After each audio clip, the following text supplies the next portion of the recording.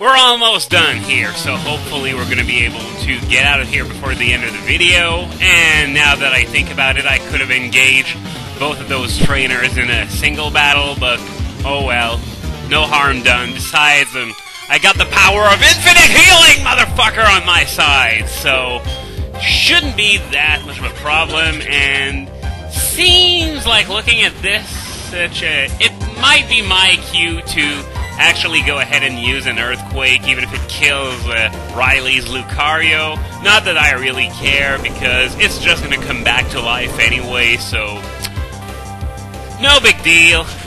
Obviously it's going to die, I think, at least. It would be awesome if it survived, but yeah.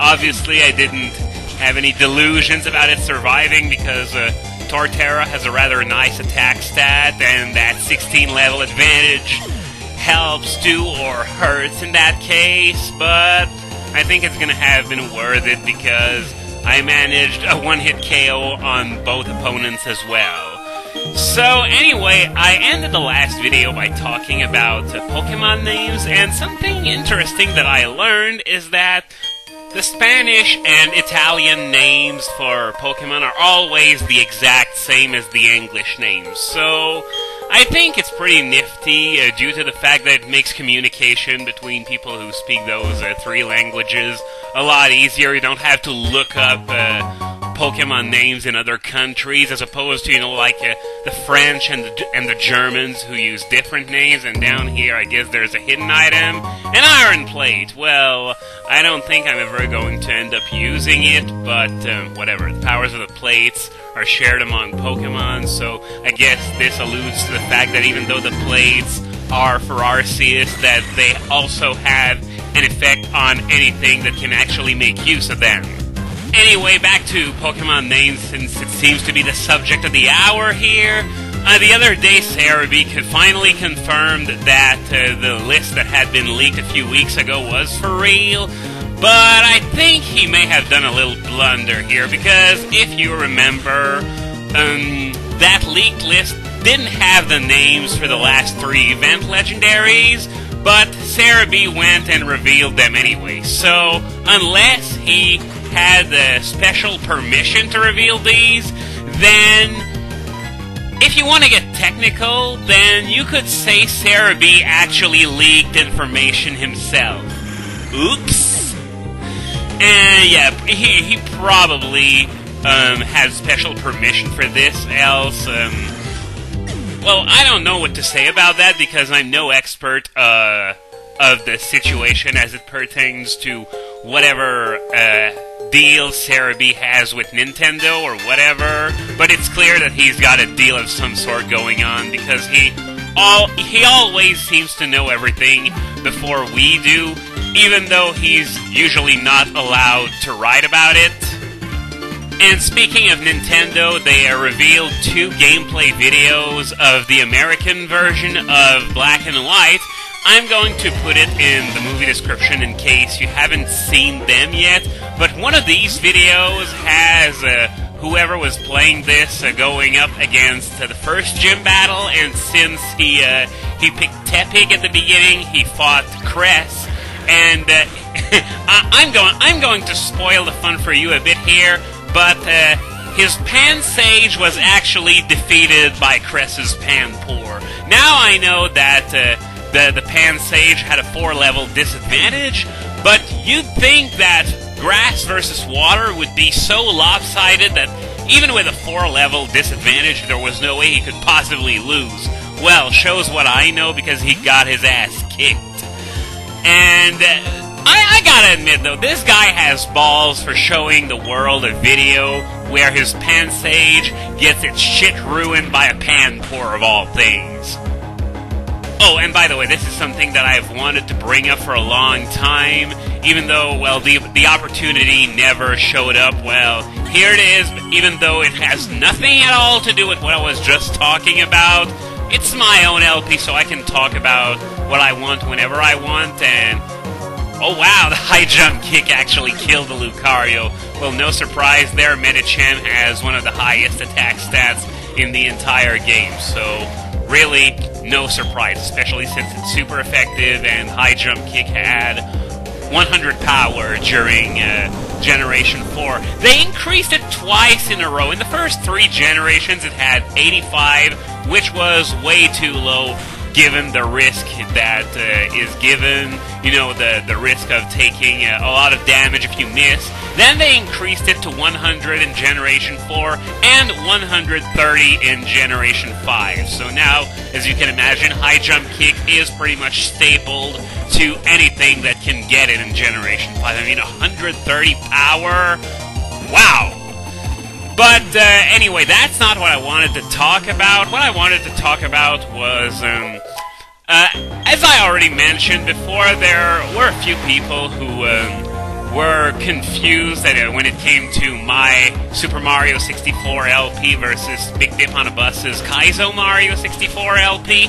And since the last time I talked about it, there's been this really freaky thing that happened, because, as I already mentioned, we did Bowser in the Fire Sea on the same day, and we also did Snowman's Land on the same day. But the thing is that we also did Wing Mario over the Rainbow on the same day. The only difference was that I did it before Tick-Tock Clock and Rainbow Ride, and he did it afterwards. And I'm going to cut this right here because we're nearly at the end here. I'm going to put Vaporeon in the lead because Torterra is taking a big lead in terms of levels again, and I want to keep them balanced as much as possible. Okay, so this is the pseudo-boss fight for this dungeon against 2 Galactic Grunts, and obviously Riley isn't very happy, and he's going to be doing all the talking since I'm a mute character. Yeah. They're trying to take all the Pokemon from we're abducting all the Pokemon from this rusted out Iron Island, and considering all the random battles that I've had to fight on the way here, you aren't doing a very good job. But anyway, we're going to be fighting these, and I don't know if I should commentate this battle or not, considering it's not even a proper boss battle, but whatever. I'm just going to come back to what I was saying before. Yeah, we both did Wing Mario over the Rainbow on the same day, and on top of that, the thumbnails for both our videos were the exact same. Well, almost. It was the exact same platform, from the exact same angle, in the exact same level. And the platform in question is the one with the second cannon, the one that's closer to the start instead of all the way down at the bottom. And, okay, sorry for interrupting again. Okay, so it's got anticipation, so it doesn't have dry skin. I'm gonna go with Serve, just to kill both those bastards at the same time. Lucario's gonna take some damage, but it's probably not gonna... Well, it did die! It did die! I thought it would hold on with some HP left, but it actually died! This is the worst Lucario ever! Come on! I know I've got this level advantage and all, but it was just a neutral hit. I didn't expect Lucario to die from that! Gosh! Well, at least he's still got that infinite healing, except it's the last battle we're gonna do together, and I don't really know how it works when it comes to that. His Lucario's probably gonna get healed in full, though, but still, shame on you. Shame on you. But, yeah, as I was about to say, the only difference between our thumbnails was that his was a little more zoomed out since he was flying to the platform rather than already on it, and there was a fire jet coming out of the cannon. Because, you know, this is Kaizo Mario 64. It's gotta have fire everywhere. Your combination is so sick. Well, yeah, the part where I killed my own partner was the best of all. This is the best combination ever. Yeah, we don't know what Team Galactic's big plan is anyway, which is par for the course for evil grunts and Pokemon. Okay, so we just got this Riolu egg, and I'm not gonna be exactly picky with the nature since it's going to be a mixed attacker, so yeah, I think I'm gonna take the first nature that happens to be in that egg, especially since I would have to do that part all over again and get out of the cave and stuff like that. If I draw a bad nature, and I'm really not gonna bother for a combination of all of these reasons. So now in this room we got a shiny stone, which is right over here, so if I can get it with a minimum of fuss. I said with a minimum of fuss, but I guess 1 or 2 random battles isn't gonna hurt either, because seriously, I just killed a level 41 Lucario with a serve. A level 31 Golbat really shouldn't be that much of a problem. Which makes me think, if Vaporeon killed the Lucario with serve, imagine the overkill that Earthquake from Torterra must have been. Even the high jump kick from the Medicham must have killed it twice over. And okay, fine, I'll fight that Steelix, even though I was right next to the shiny stone.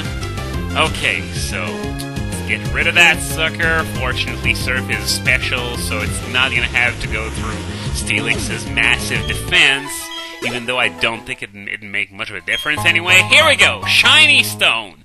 So, hey, what are we waiting for? Let's use it right now!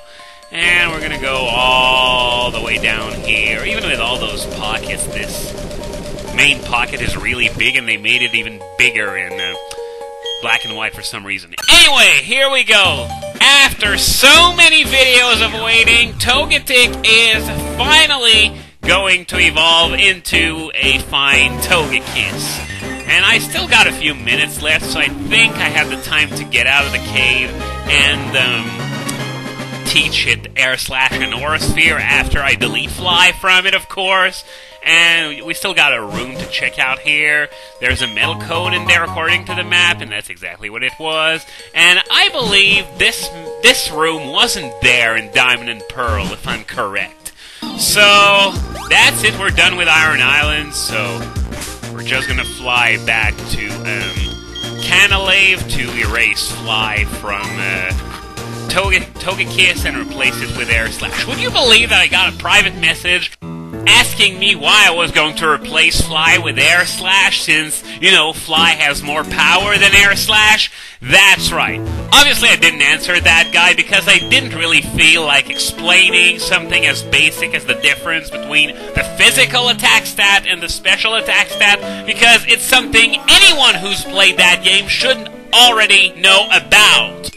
Anyway, Fly has been forgotten, and still got plenty of time, so let's fly over to Pastoria, to the Move Relearner. I already have all the heart scales that I need, so yeah, I'm gonna be teaching it Air Slash, and then Aura Sphere can replace Yawn, because Vaporeon got Yawn covered pretty well, and I'm gonna get Uxie later on, which also has it, so yeah, no real problem when it comes to sleep inducers, except when I'm gonna have to catch the runners, but I have plans for that, but that's gonna be covered at a later time. So, Togekiss here, which move should I teach? I'm gonna go with Air Slash, since it's always been Togekiss's bread and butter.